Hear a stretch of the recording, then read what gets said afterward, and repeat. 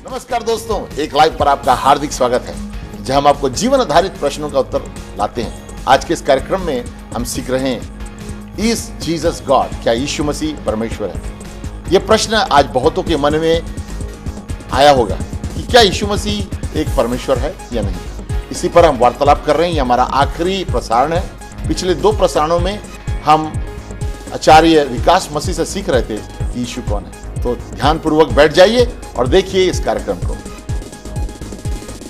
जाति और धर्म के नाम पर लड़ाई। राजस्थान के हिस्सों में आपकी जाति बिना पूछे आपको पानी नहीं मिलेगा। जब तक आपकी जाति ना पूछ ली जाए आपको किराए पे घर नहीं मिलेगा। जाति का भेदभाव, रंग का भेदभाव, अमीरी गरीबी का भेदभाव, क्यों? कहां है वो 33 करोड़? क्या वो मनुष्य के हृदय से बात नहीं करते? क्या 30 त्योहारों को मना लेने के बाद लोगों के हृदय में परिवर्तन शुरू हो जाता है? त्योहार आता है, दीपक जलाए जाते हैं, त्योहार आता है, रंग जलाए जाते हैं, रंग लगाए जाते हैं, कुछ भी फायदा नहीं होता। अखबार की खबरें वहीं की बनी रहती हैं। पिता ने पुत्र को मारा, पुत्र ने पिता को मारा, भाई ने भाई को मारा। आज संसार के, भारत के कोर्ट केस को देख लीजिए। लाखों करोड़ों कोर्ट केस चल रहे हैं। लाखों करोड़ों वकील, जज उसका फैसला कर रहे हैं। कहां हैं सारे भगवान? कहां हैं सारे देवता? इसलिए परमेश्वर का वचन कहता है, जब तुम सत्य को जानोगे तो सत्य तुमको स्वतंत्र करेगा। और यीशु ने कहा, सत्य मैं हूं। ये पृथ्वी, ये भारत ही परमेश्वर स्वर्ग के रूप में देखता था। लेकिन आज हम चारों ओर क्या देखते हैं बहन भाई? क्या देखते हैं चारों ओर? हाहाकार, हाहाकार। जब आप अपने घर से निकले हैं आज की शाम, ताला लगा कर आए हैं। कितने लोग ताला लगा कर आए? क्यों? हाथी घुस के चोरी कर लेगा?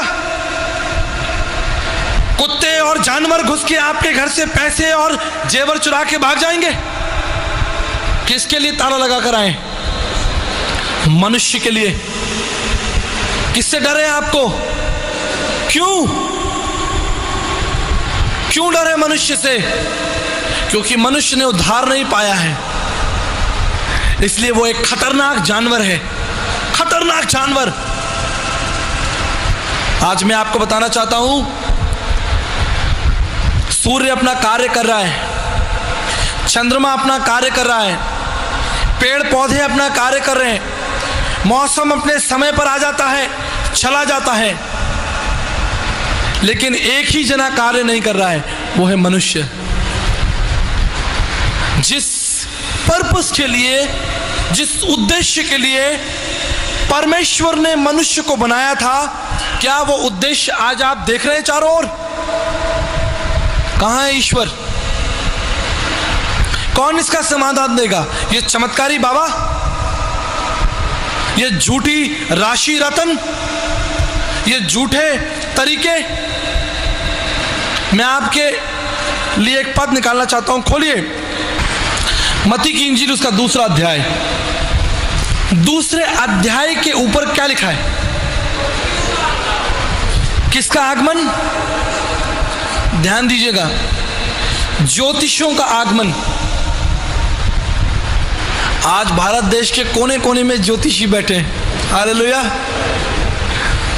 पिछले दिनों छत्तीसगढ़ में प्रभु के वचन को बांट रहा था, और एक ज्योतिषी सभा के समाप्त होने के बाद मेरे पास आए। उन्होंने अपना परिचय मुझे दिया कि मैं इस स्थान के मुख्य ज्योतिषों में से एक ज्योतिषी हूँ। आपको शहर के कई हिस्सों में मेरे बड़े बड़े बोर्ड मिलेंगे। यहाँ के बड़े बड़े व्यापारी मेरे पास ज्योतिषी विद्या के लिए आते हैं। लेकिन कल रात आप पवित्र बाइबल में से परमेश्वर के विषय में बता रहे थे, वेदों और शास्त्रों में से बता रहे थे। मेरी इच्छा हुई कि मैं आपसे व्यक्तिगत रूप से मिलूं और आपसे बातचीत करूं। कल आपने बताया कि प्रभु यीशु मसीह सब ज्ञान को, संसार की सारी नीति को, संसार के सारे तौर तरीकों को हटाता है और अनुग्रह देता है। आप कुछ बताना चाहेंगे कि हमारे विषय में यीशु मसीह क्या कहता है? ये जो हम कर रहे हैं, ये हम क्या कर रहे हैं और हम कहां जा रहे हैं? और मैंने ये पद उनके सामने खोला कि जब हमारे प्रभु यीशु मसीह का जन्म हो रहा था तो सबसे पहले ज्योतिषी आए। इसलिए मैं आपको नमस्कार करता हूं, क्योंकि बाइबल में आपका स्थान है। बाइबल आपके कार्य को एक्नॉलेज करती है, स्वीकार करती है। ध्यान से सुनिएगा, इसमें एक रहस्य की बात है। बाइबल आपकी सेवा के प्रति कृतज्ञ है। ज्योतिषी आए प्रभु यीशु मसीह के जन्म के संदेश को लेकर, लेकिन मैं आपको बता देना चाहता हूं, आपकी सेवा समाप्त हुई। ज्योतिषी सेवा समाप्त हुई। उन्होंने पूछा कैसे? अच्छा है ना, बाइबल ज्योतिषियों के विषय में बताती है। मैंने कहा जब तक यीशु नहीं आया था तब तक तो आपकी आवश्यकता थी, लेकिन जो ही वो आ गया आपकी सेवा समाप्त हुई। हालेलुया। सारी सेवाएं समाप्त, संसार का सारा ज्ञान समाप्त। मैं इसके विरोध में कुछ नहीं कहूंगा। नक्षत्र और तारे ईश्वर तक पहुंचाते हैं? नहीं पहुंचाते, पहुंचाते होंगे। जब यीशु संसार में नहीं आया था तो लोगों के विकल्प थे कि भाई कुछ ना कुछ तो करना है ईश्वर तक पहुंचने के लिए। लेकिन अब यीशु आ गया है और अब वो बोलता है। पहले आप बोलते थे, अब यीशु बोलेगा। हालेलुया। विधियों का जो लेख था उसने मिटा डाला। हाथ देखने वाले, नक्षत्र देखने वाले, तारागण देखने वाले, तीर्थों पर घुमाने वाले। आपको पता है सुलेमान ने मंदिर बनवाया, कहां बनवाया? पहाड़ पर बनवाया। कहां बनवाया? कौन से पहाड़ पर? हालेलुया, मोरिया पहाड़ पर। आज भारत में मंदिर कहां पाए जाते हैं? ये दर्शन कहां से आया? पहाड़ों पर मंदिर बनाने का दर्शन कहां से आ रहा है? बाइबल से आता है।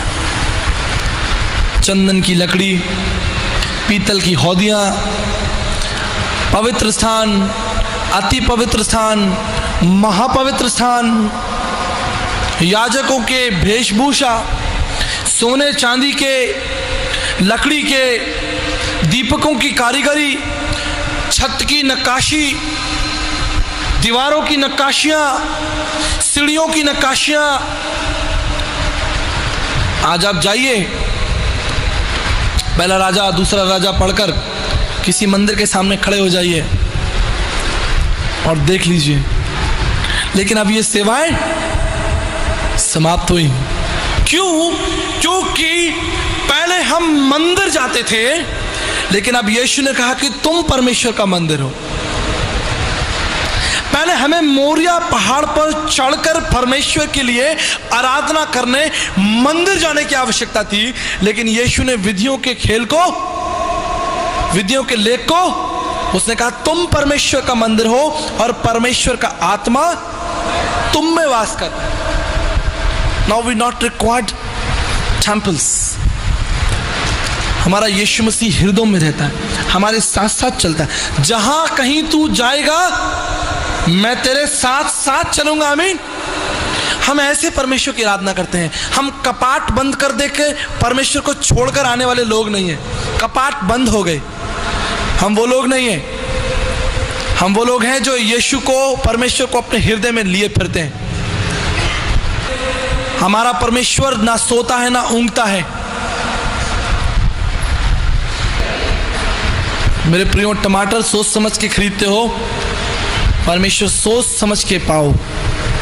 सब एक नहीं है, सब दिख एक रहा है, लेकिन जब टटोलोगे ना तब समझ में आएगा। 19 साल तक ये जानने का प्रयास किया यीशु मसीह ही परमेश्वर है।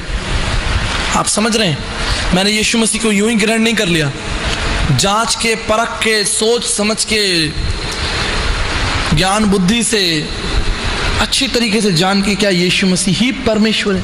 ही परमेश्वर भी नहीं, यीशु मसीह भी परमेश्वर है, ऐसा नहीं है। I am the way, I am the truth and I am the life. मार्ग, सत्य और जीवन मैं ही हूं, दूसरा कोई मार्ग नहीं है। तुम्हें व विधिवंती मृत्युमेति नान्य पंथा विद्यते यनान। श्वेताश्वर उपनिषद 3:8 में लिखा है, उस परमेश्वर को जानो, वो तुम्हारे जीवन को बदल देगा। यीशु मसीह का संदेश भारत में कब आया? यीशु मसीह का जन्म 2014 वर्ष पूर्व इज़राइल की धरती पर हुआ और यीशु मसीह ऐतिहासिक परमेश्वर है, कोई कल्पना नहीं है। अगर मैं आपको कहूं कि यीशु मसीह का संदेश भारत में द्वापर युग में आया तो आपको कैसा लगेगा? द्वापर युग में प्रभु यीशु मसीह के जन्म से पहले, इससे पहले कि प्रभु यीशु मसीह का जन्म हुआ, यशायाह नबी ने प्रभु यीशु मसीह का दर्शन आत्मा में पाया। यशायाह 53 अध्याय इस बात का वर्णन करता है। लेकिन आपको जानकर आश्चर्य होगा कि भारतीय संतों ने यीशु मसीह का दर्शन यीशु मसीह के इस जन्म में, इस शरीर में होने से पहले ही प्राप्त कर लिया। भारतीय दर्शन के 19 पुराणों में से एक पुराण जिसका नाम है भविष्य महापुराण, और भविष्य महापुराण के प्रतिशत वर्ग भरतखंड में लिखा है, पेज 320 पर, श्वेतवस्कत्रम ईश पुत्रम क्वारी गर्भसमम ईसा मसीहा इतिच मम नाम प्रतिष्ठनम। वो परमेश्वर जो निष्कलंक है, पवित्र है, विराट है। अब ये बात करते ना पढ़नी में 4 अध्याय के अनुसार, निष्कलंक, श्वेतवस्कत्रम ईश पुत्रम, परमेश्वर का पुत्र, क्वारी गर्भसम, जिसका जन्म क्वारी स्त्री से होगा, उसका नाम यीशु मसीह प्रतिष्ठित किया जाएगा। भारतीय आर्य ग्रंथों के भविष्य महापुराण में यीशु मसीह की कथा। आज भी भविष्य महापुराण गीता प्रेस से छपता है, लेकिन लोग नहीं जानते। क्यों? क्योंकि उन्होंने अपने शरीरों पर मन लगाया है। परमेश्वर का वचन कहता है कि तुमने अपने शरीरों पर मन लगाया, तुमने आत्मिक बातों पर मन ढूंढोगे तो जितने लोग ढूंढेंगे वो पाएंगे। जितनों ने जानना चाहा उन्होंने पाया। सामरी स्त्री की घटना आपको मालूम है? उस घटना के अनुसार जब प्रभु यीशु मसीह कुएं पर था तो उसने उस स्त्री से जल मांगा। उस स्त्री ने क्या कहा कि मैं सामरी हूं, आप यहूदी हैं और मैं आपको पानी। यीशु ने कहा कि अगर तू जानती तुझसे कौन जल मांग रहा है तो तू ऐसा नहीं कहती। कहानी के तौर पर समझने की कोशिश करिए, वर्ड्स के आधार पर नहीं, पिक्चराइज करिए, सोचिए। यीशु मसीह उस कुएं पर है, वो महिला उस कुएं पर है, उन दोनों के बीच में बातचीत चल रही है। स्त्री ने क्या कहा? हाँ, हमारे शास्त्रों में, हमारे भविष्यवक्ताओं ने कहा है कि मसीहा आएगा, जब वो आएगा तो हमें सब कुछ बता देगा। नथाएल को देखिए, नथाएल को जब वो फिलिप्पुस के साथ में आया, उसने कहा कि,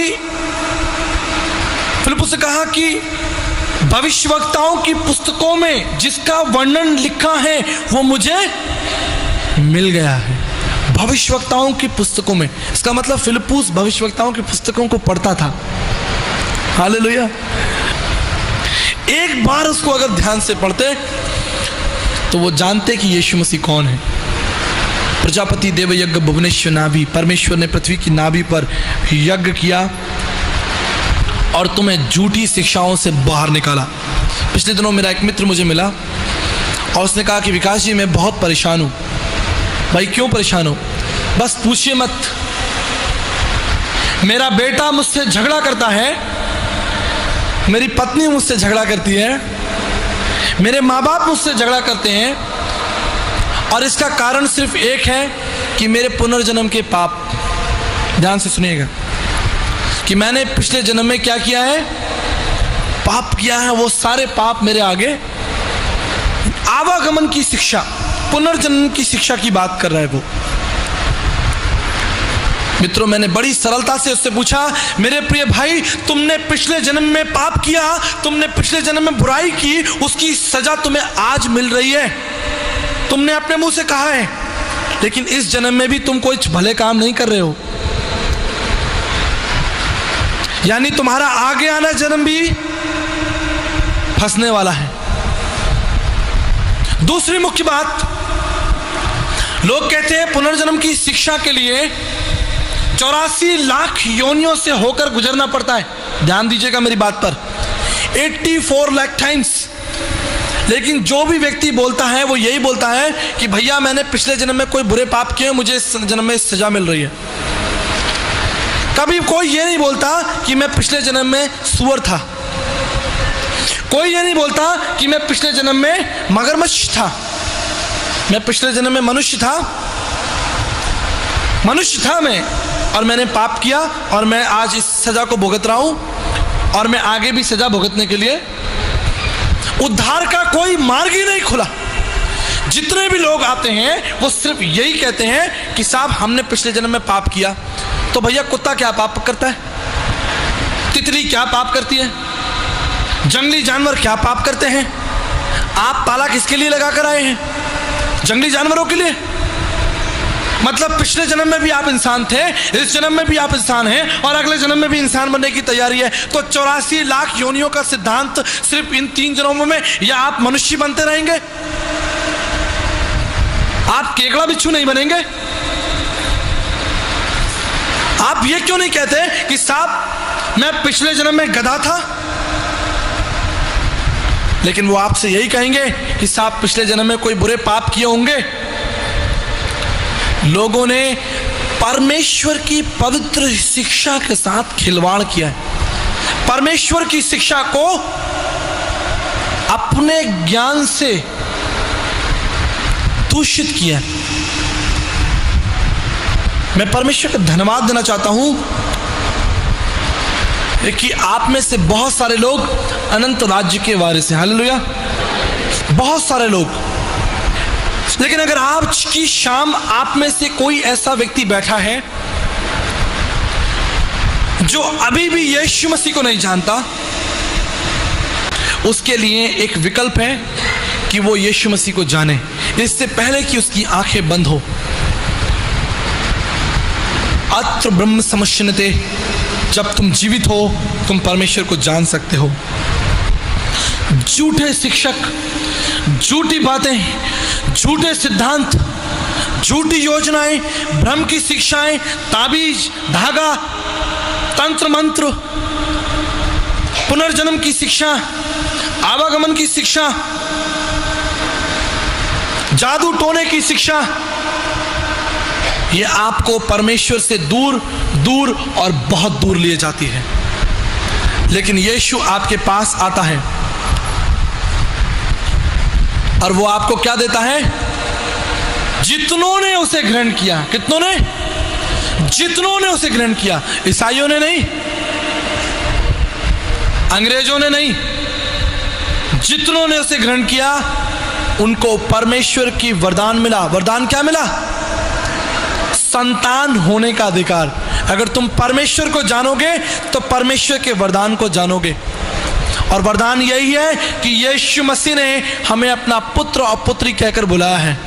वो हमारे गले काटने नहीं आता, हमारे पापों के लिए हम पर दोष लगाने नहीं आता। यीशु मसीह तुम्हारे पापों को क्षमा करता है। यीशु मसीह तुमको अनंत जीवन देता है। यीशु मसीह तुम्हें अंधकार से निकालकर ज्योति में लेकर आता है। यीशु मसीह तुम्हें असत्य से निकालकर सत्य में लेकर आता है और मृत्यु से निकालकर अनंत जीवन में प्रवेश कराता है। अस्तुमा सद्गमय थमसुमा ज्योतिर्मय मित्यमा अमृतमय। यीशु ने कहा, मार्ग सत्य और जीवन मैं ही हूं। तद्रक्तम परमात्म पुण्यदान बलियाग्रम सर्व पाप परिहरो रक्त प्रक्षालनम आवश्यम। समस्त मानव जाति के पापों के लिए रक्त बहाया जाएगा। यीशु ने कहा, मैं अपना लहू तुम्हारे लिए बहा जाता हूं। यज्ञ सिष्टानी तुम्हारे लिए यज्ञ होगा। गीता के अध्याय में लिखा है 7वें अध्याय में कि तुम्हारे लिए यज्ञ किया जाएगा। उस यज्ञ को किसने किया? किसने अपनी देह को तुम्हारे लिए तोड़वाया? किसने तुम्हारे लिए कोड़े खाए? किसने तुम्हारे लिए अपना लहू बहाया? कौन तुम्हारे लिए मारा और गाड़ा गया? मानव जाति के इतिहास में लोगों ने ज्ञान दिया, लेकिन यीशु मसीह ने जान दी है। लोगों ने आपको सिर्फ ज्ञान दिया है। धर्म के उपदेशकों ने, धर्म के शिक्षकों ने आपकी सहायता की है कि आप उस परमेश्वर को जान सकें, लेकिन यीशु ने अपने आप को जनवाने के लिए लिखा है, जब तक मैं गाड़ा नहीं जाऊंगा, जब तक मैं बोया नहीं जाऊंगा, मैं जब एक गेहूं का दाना बोया जाएगा तो 70 दाने। इसलिए यीशु मसीह बोया गया आपके पापों के लिए। भारतीय दर्शन की अभिलाषा थी कि परमेश्वर इस संसार में यज्ञ करेगा, मारा जाएगा, लेकिन तीसरे दिन जिंदा हो जाएगा। मृत्यु में तिवृंदन्त्या, जो मृत्यु पर जयवंत होगा।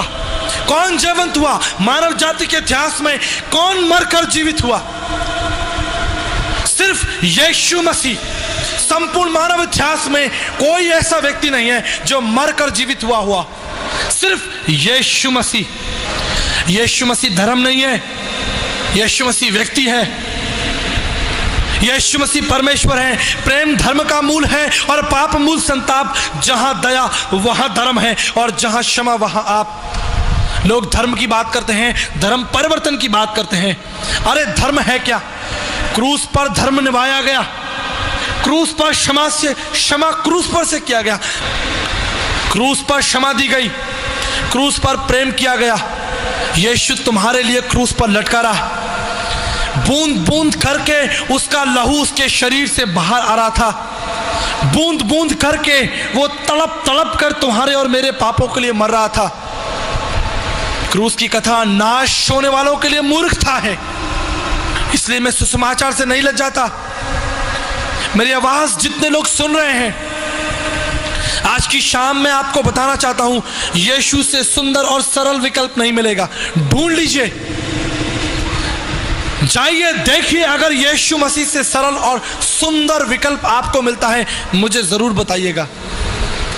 कदापि संभव नहीं, संभव नहीं, इतिहास में संभव नहीं कि यीशु मसीह से सुंदर और सरल विकल्प मिले जो तुम्हारे पापों को क्षमा करे, जो तुम्हें अपने पुत्र और पुत्री होने का अधिकार दे। यीशु मसीह आपसे प्रतिज्ञा करता है, देख मैंने तेरा चित्र, कहीं नहीं मिलेगा आपको, कहीं नहीं मिलेगा। देख मैं तेरे पापों को तुझसे इतना दूर कर दूंगा जैसे पूर्व से इतना दूर मैं तेरे पापों को कर दूंगा। He loves you, उसने तुमसे प्रेम किया। लोगों ने तुम्हारे गले काटने की तैयारियां की, व्यवस्था ने तुम पर दोष लगाने की तैयारियां की, तुम्हारे लिए तलवार और भाले उठाए गए, लेकिन यीशु ने तुम्हारा क्रूस उठा लिया। हालेलुया। इसलिए मेरे प्रियो, आज की शाम मैं आपको एक चुनौती देता हूं कि अगर आप प्रभु यीशु मसीह को नहीं जानते, this is the day that you can know who is Jesus Christ. आज की शाम से आप जानना शुरू करें कि यीशु मसीह कौन। जी हाँ मित्रों, आज का वो दिन है, उद्धार का, खुशी का, छुटकारे का दिन आपके लिए, आपके परिवार के लिए। चाहे आप किसी भी प्रकार के बंधन में क्यों, यीशु मसीह के पास में सामर्थ है। जैसे कि आप इन भाइयों की गवाहियों को सुन रहे हैं, और भी लोगों की जिंदगी की कहानी को आपने हमारे वेबसाइट में जाकर सुन सकते हैं और देख सकते हैं कि कैसे प्रभु यीशु मसीह आज भी मनुष्य को उनके बंधनों से, उनके श्राप से, उनके पापों से आजाद करता है। और दोस्तों, मैं आपको चुनौती देना चाहता हूं कि आज जब इस कार्यक्रम को आप सुने, ये निर्णय को लें और उस पर विश्वास करें, क्योंकि वो आपसे प्यार करता है और वो आपके लिए इस दुनिया में आया, मारा गया, गाड़ा गया और जी उठा है, और इस समय वो आप पर दया, अपना उंडेलना चाहता है। मैं आपके लिए प्रार्थना करूंगा और विश्वास करूंगा कि जहां पर भी आप हैं, प्रभु की सामर्थ्य आपको छूने पाए। प्रभु जी, हम धन्यवाद दें जितने भी दर्शक इस कार्यक्रम को देख रहे हैं, उनके जीवन में तेरे सामर्थ्य का काम होने पाए, और हम आपके उद्धार को, मुक्ति को और छुटकारे को हर जीवनों के लिए मांगते हैं। तेरी आशीष हर जीवन में रहे, ये प्रार्थना प्रभु यीशु मसीह के नाम से मांगते हैं। सुनो, ग्रहण कर, आमीन। मित्रों, मेरी आशा है कि आप इस कार्यक्रम को देखकर कुछ ज्ञान को प्राप्त किए, और अधिक जानकारी चाहते तो हमारे वेबसाइट में जाइए, या तो इस कार्यक्रम को देखते रहिए और भी आगे आपको सीखने का मौका मिलेगा। इस समय हमारे ऑपरेटर्स आपके फ़ोन का इंतज़ार कर रहे हैं, और आपको कुछ तोहफा हम मुफ्त में देना चाहते हैं, जो बाइबल का एक भाग है, जो आप पढ़कर और भी जानकारी प्राप्त कर सकते हैं। आशा है कि आने वाले हफ्ते में फिर से एक नए एपिसोड के साथ हम आपसे मुलाकात करेंगे, जहां पर हम आपको सुनाने जा रहे हैं जॉनी लीवर की पर्सनल कहानी, जिसके द्वारा उसके जीवन में हमेशा की बदलाहट आई है। देखना न भूलें। परमेश्वर आपका